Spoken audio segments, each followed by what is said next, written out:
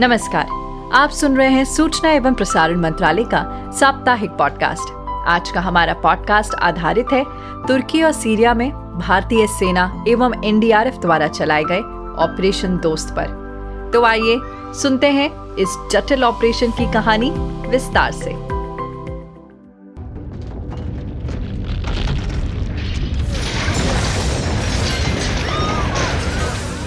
6 फरवरी 2023। ये तारीख तुर्की और सीरिया के इतिहास में शायद ही कोई याद रखना चाहेगा। इस दिन धरती ऐसे कांपी कि आसमान से बातें कर रही इमारतें जमीन पर मिट्टी की तरह बिखर गई और तमाम जिंदगियां देखते ही देखते मौत के आगोश में खो गईं। जो बचे हुए थे उन्हें बस इंतजार था, मदद के एक हाथ का, एक दोस्त के साथ का। इधर 4215 किलोमीटर दूर दिल्ली में तुर्की और सीरिया में आए भयावह भूकंप का समाचार मिलते ही केंद्र सरकार चौकन्नी हो गई। प्रधानमंत्री नरेंद्र मोदी ने हादसे पर सिर्फ दुख ही नहीं जताया, बल्कि उस तकलीफ को कम करने के लिए दिल्ली से राहत सामग्री के साथ साथ सेना और एनडीआरएफ की टीमों को भी तत्काल रवाना करने का आदेश दे दिया।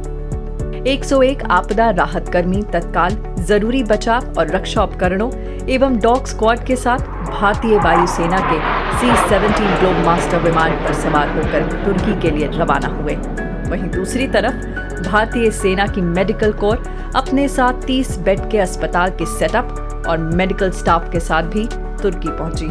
तुर्की पहुंचने के बाद भारतीय बचाव दल के सामने सबसे बड़ी समस्या थी भाषा और भौगोलिक परिस्थिति की। विपरीत परिस्थितियों के बावजूद बचाव दल ने धैर्य और साहस के साथ स्थानीय एजेंसियों के साथ मिलकर रेस्क्यू ऑपरेशन शुरू किया और दिन रात एक करके लोगों की जिंदगी को बचाने के लिए कार्य करते रहे। इधर भारतीय सेना के 30 बेड के अस्पताल में घायलों का इलाज शुरू हो चुका था।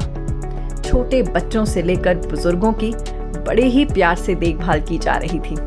धीरे धीरे तुर्की के लोगों और भारतीय बचाव दल के बीच एक दोस्ताना माहौल बनने लगा था। फिर वो दिन भी आया जब भारतीय बचाव दल तुर्की से वापस आने लगा। तुर्की के लोग अपनी भावनाओं पर काबू नहीं रख सके। आंखों में आंसू लिए लोग सेना और एनडीआरएफ की टीम के साथ सेल्फी और अपनी टी-शर्ट पर उनके ऑटोग्राफ ले रहे थे। सेना और एनडीआरएफ की टीमें जब स्वदेश लौटी तो तालियों के साथ उनका स्वागत हुआ और फिर प्रधानमंत्री ने बचाव दल के साथ अपने आवास पर उनके अनुभवों को जानने की कोशिश की। आइए सुनते हैं जब प्रधानमंत्री ने ऑपरेशन दोस्त में बचाव दल एवं सेना की तरफ से किए गए असाध्य कार्यों को लेकर अपने अनुभव साझा किए।